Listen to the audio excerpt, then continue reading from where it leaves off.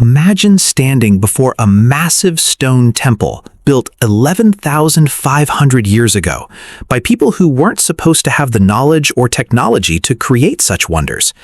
Picture cities lying beneath ocean waves, their streets and buildings perfectly preserved, waiting to tell stories that could rewrite everything we know about human history. What if I told you that some of the most advanced structures on Earth were constructed thousands of years before the pyramids, before writing, before agriculture as we know it?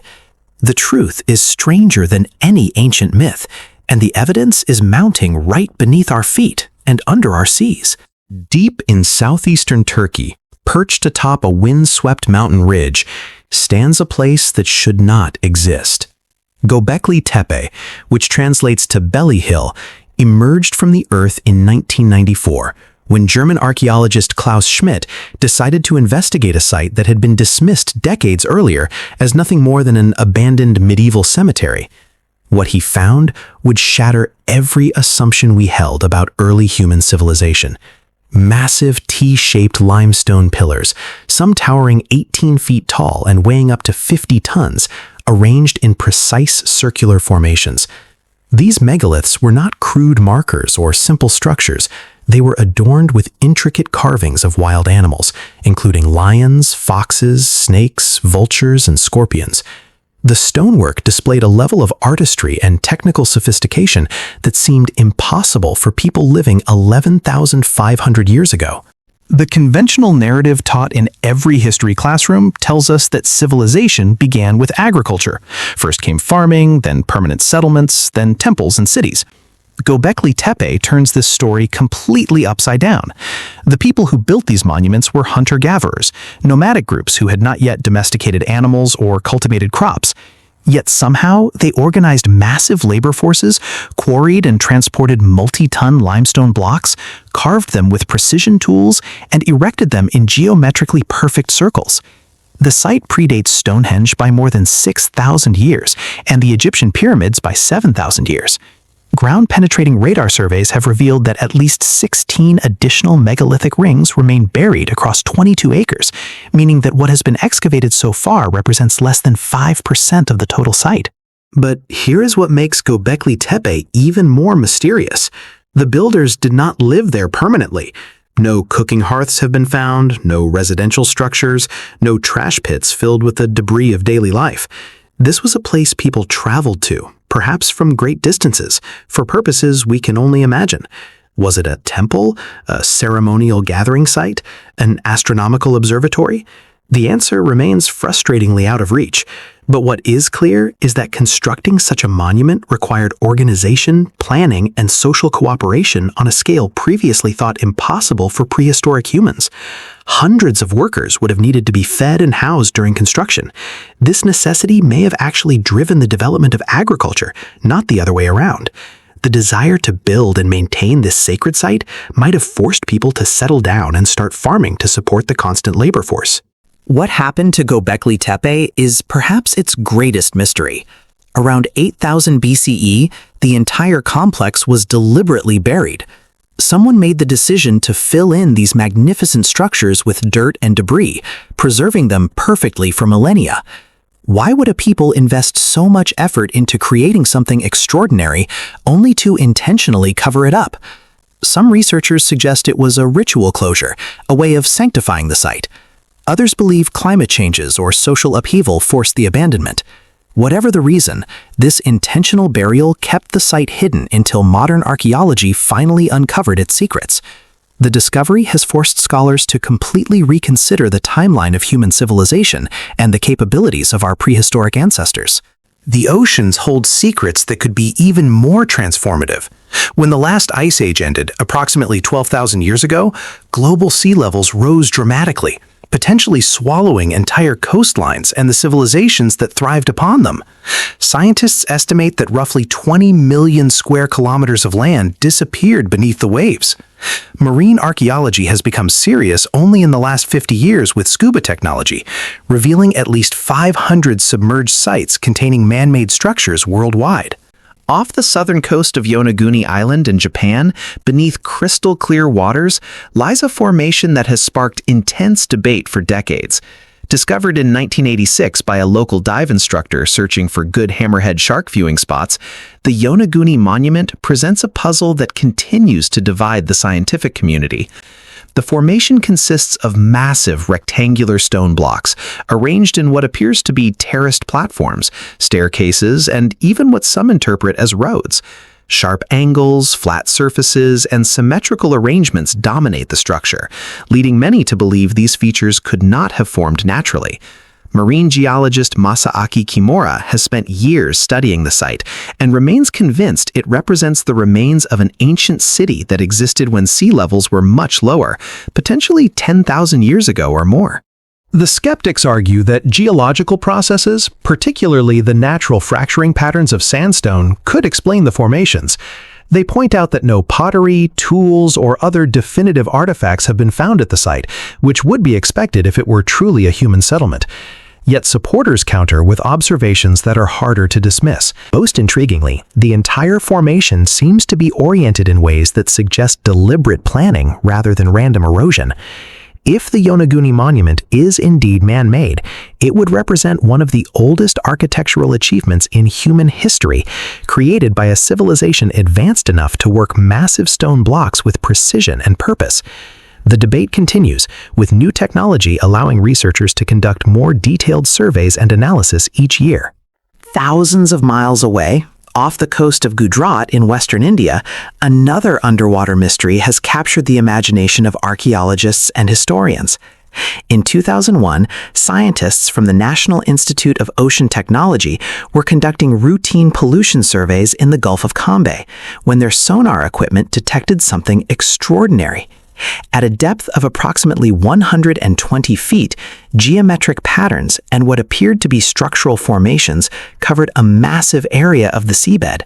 Further investigation revealed stone structures that resembled walls, pillars, and building foundations, along with artifacts including pottery, beads, pieces of wood, and even human remains. When these materials were subjected to radiocarbon dating, the results were stunning. The artifacts dated to approximately 9,500 years ago, placing them thousands of years before the Indus Valley Civilization, which had long been considered the oldest in the Indian subcontinent. The site has been identified by some researchers as Dwarka, a legendary city described in ancient Hindu texts as the magnificent dwelling place of Lord Krishna. According to these sacred writings, Dwarka was a golden city of immense wealth and beauty that was eventually swallowed by the sea. For centuries, scholars dismissed these accounts as pure mythology. The discovery of a massive submerged site matching many details from the ancient descriptions has forced a reassessment.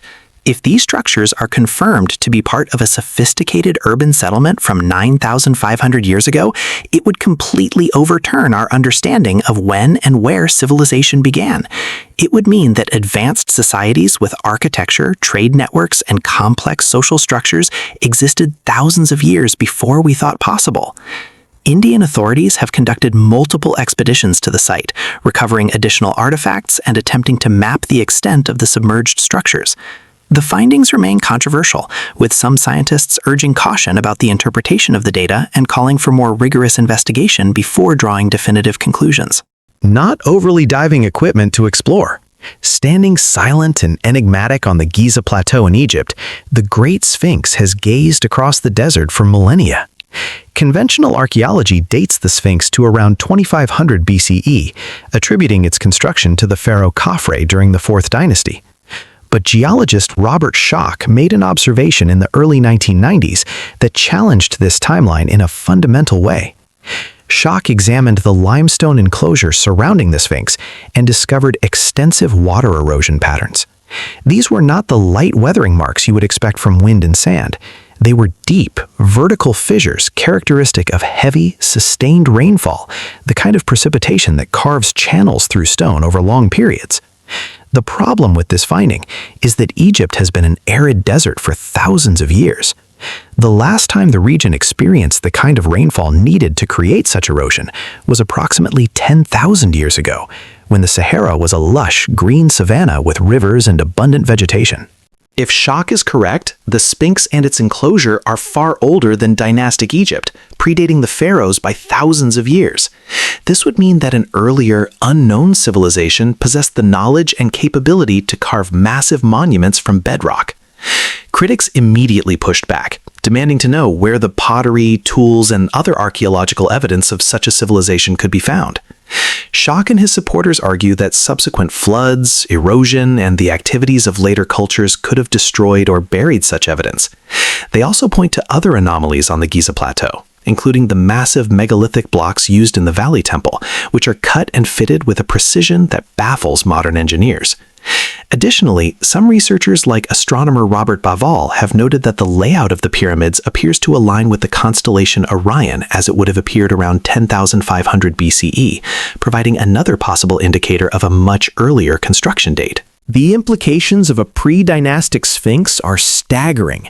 It would suggest that before the rise of the pharaohs, before the development of hieroglyphic writing, before the unification of Upper and Lower Egypt, a sophisticated society existed that could conceive and execute monumental architecture on a scale that rivals anything built in later eras.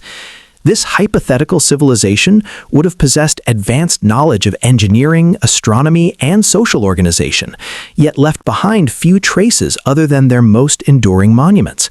The mainstream archaeological community has largely rejected these ideas, maintaining that the conventional dating is correct and that the erosion patterns can be explained by other factors. However, the debate refuses to die, and new evidence continues to emerge that keeps the questions alive. Beneath the Mediterranean Sea, near the southern coast of Greece, lies Pavlo-Petri, a town that has been underwater for more than 3,000 years. Discovered in 1967 by oceanographer Nicholas Fleming, Pavlo-Petri is unique among submerged sites because it remains remarkably intact and well-preserved, leaving its layout essentially unchanged. Underwater surveys have mapped streets, courtyard buildings, tombs, and what appears to be a central square or marketplace. The site covers approximately 30,000 square meters and dates to the early Bronze Age, making it one of the oldest submerged cities ever discovered. Pavlo-Petri offers archaeologists a rare opportunity to study an ancient settlement that has not been disturbed by modern development or looting. The cold, dark waters of the Mediterranean have acted as a preservative, protecting artifacts and structures that would have crumbled away on dry land. What makes Pavlo-Petri particularly valuable is that it provides insight into the everyday lives of people from a poorly understood period of Greek history. Most of what we know about the Bronze Age comes from palaces, tombs, and elite structures. Pavlo-Petri was a working town, a place where ordinary people lived, worked, and raised families. The layout reveals careful urban planning with defined residential and commercial areas, suggesting a sophisticated level of social organization. Triffids found at the site indicate that Pavlo-Petri was part of extensive Mediterranean trade networks, exchanging pottery, textiles, and other commodities with cultures across the region. Yet, despite its significance, Pavlo-Petri remains vulnerable. As a submerged site, it is threatened by anchors from passing ships, looting by divers, and the general degradation caused by currents and marine life. Efforts to protect and study the site continue, but funding and resources are limited. Across the ocean in the Yucatan Peninsula of Mexico, the dense jungle conceals evidence of another mysterious civilization. Long before the rise of the Maya, the Olmec people flourished in Mesoamerica, developing what is considered the first major civilization in the region. The Olmec emerged around 1200 BCE, but recent discoveries suggest that their roots may extend much further back in time. The Olmec are famous for their colossal stone heads, massive sculptures carved from single blocks of basalt, some weighing up to 40 tons. These heads, with their distinctive facial features and elaborate headdresses, continue to puzzle researchers. Who were these individuals? Were they rulers, priests, or perhaps representations of gods? The Olmec also developed early forms of writing, a sophisticated calendar system, and a complex cosmology that influenced all later Mesoamerican cultures, including the Maya and Aztecs. What makes the Olmec particularly intriguing is how suddenly they appeared with little evidence of gradual cultural development. Instead, they seem to arrive with a fully formed civilization already in place, complete with monumental architecture, advanced art, and complex social hierarchies. Some researchers have speculated that the Olmec inherited knowledge from an even earlier culture, possibly one that thrived along coastal regions, now submerged beneath the Gulf of Mexico. The Olmec heartland was located near the coast, an area dramatically affected by rising sea levels at the end of the Ice Age. In West Africa, another civilization emerged and disappeared under mysterious circumstances. The Nok culture appeared in what is now Nigeria around 1000 BCE and vanished around 200 CE, leaving behind remarkably sophisticated terracotta sculptures and evidence of advanced ironworking technology. The Nok were among the earliest sub-Saharan societies to develop iron smelting, a technology that may have been independently invented rather than imported from other regions. Their terracotta figures, which depict humans and animals with remarkable detail and artistic skill, are among the oldest surviving sculptures from sub-Saharan Africa. These figures show a mastery of proportion, expression, and technique that suggests a long tradition of artistic development, yet we know almost nothing about the society that created them. The Nok did not leave behind written records, and the archaeological evidence is fragmentary. We do not know how they organized their society, what they believed, or why their culture ultimately disappeared. Climate change, disease, warfare, or a combination of factors may have contributed to their decline. What the Nok culture demonstrates is that advanced societies were developing independently across the globe during periods we typically consider prehistoric. They were not isolated or primitive, but engaged in complex social and economic activities that required specialized knowledge and sophisticated cultural practices. The fact that we know so little about them, despite their clear achievements, highlights how much of human history remains hidden, waiting to be uncovered. As archaeological techniques improve and more resources are devoted to studying regions outside the traditional centers of ancient civilization, we continue to discover evidence of forgotten peoples whose stories deserve to be told. The pattern repeats itself across continents and cultures. In Peru, the Caral Supe civilization flourished along the coastal river valleys around 3000 BCE, making it one of the oldest urban centers in the Americas. Caral featured monumental platform mounts, circular plazas, and residential complexes that housed thousands of people. Yet this civilization developed without pottery or ceramics, technologies that were thought to be essential precursors to urban life. In the Indus Valley, cities like Harappa and Mohenjo-Daro displayed urban planning sophistication that would not be matched in Europe for thousands of years, with grid-patterned streets, advanced drainage systems, and standardized brick construction. These cities flourished around 2500 BCE, but declined mysteriously around 1700 BCE, possibly due to climate changes that dried up the Saraswati River system that supported them. In China, the Erlitou culture emerged around 1900 BCE, marking the beginning of Chinese civilization with bronze metallurgy and palatial complexes that provide evidence of social stratification and centralized. What unites all these examples is that they push back the boundaries of what we thought possible. Each discovery reveals that human beings were capable of remarkable achievements far earlier than conventional timelines suggested. The traditional view of history presents civilization as a recent development, emerging perhaps 5,000 to 6,000 years ago in a few select regions, and then gradually spreading across the globe. This model is increasingly difficult to maintain in the face of mounting evidence. Sites like Göbekli Tepe demonstrate monumental construction 11,000 years ago. Underwater cities hint at sophisticated societies that were erased by rising seas. Erosion patterns suggest that some monuments may be far older than their traditional dates. Advanced astronomical knowledge, precision engineering, and complex social organization appear repeatedly in contexts where they supposedly should not exist.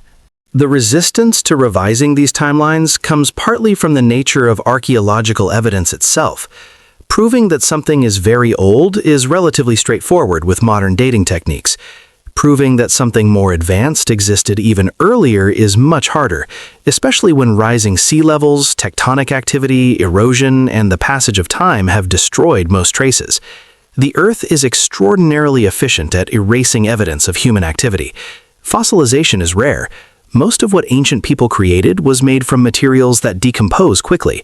Wood, textiles, leather, and even many metals corrode away given enough time. What survives are the most durable elements, usually stone structures and occasionally ceramics or metal objects in favorable conditions. This means that any civilization that existed before the development of permanent stone architecture would leave behind almost no physical evidence, even if they possessed sophisticated knowledge in other areas. Consider what would remain of our own civilization if it were abandoned tomorrow. Within a few thousand years, most cities would be unrecognizable, and within 10,000 years, almost nothing would survive except massive stone foundations and monuments. Future archaeologists trying to reconstruct our society would miss entire aspects of our culture and technology. The exploration of underwater sites represents one of the most promising frontiers for discovering lost civilizations. With modern technology, including sonar mapping, remotely operated vehicles, and improved diving equipment, researchers can now survey ocean floors and coastal shells that were once inaccessible. These investigations have already revealed hundreds of submerged settlements, and many more surely await discovery. The challenge is that marine archaeology is expensive, time-consuming, and often requires international cooperation and funding. Governments and academic institutions must prioritize these efforts, recognizing that what lies beneath the waves could fundamentally change our understanding of human history. Some of the most intriguing sites remain controversial, precisely because they are so difficult to study comprehensively. The possibility of advanced prehistoric civilizations raises profound questions. If societies capable of monumental architecture existed 10 or 12,000 years ago, what happened to them? Why did their knowledge disappear? One hypothesis suggests catastrophic events, whether climate changes, cosmic impacts, or massive floods, periodically reset human civilization. The end of the last ice age was marked by dramatic climate changes and massive flooding. Ancient flood myths found worldwide may preserve memories of actual catastrophic events. Another possibility is that prehistoric human societies were more diverse and varied than we imagine. Perhaps different groups reached different levels of development at different times, with some achieving remarkable sophistication while others remained at more basic technological levels. When one of these advanced societies collapsed, their knowledge may have been lost or only partially preserved by neighboring groups, creating gaps in the archaeological record. This scenario would mean that human progress was not a steady upward climb, but rather a series of rises and falls, with civilizations emerging, flourishing, and disappearing throughout prehistory. Such a model fits better with the scattered evidence we keep uncovering.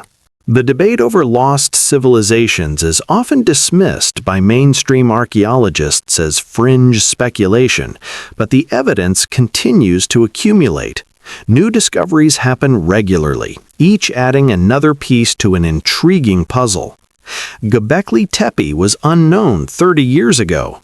Most underwater sites have been discovered within the last 50 years.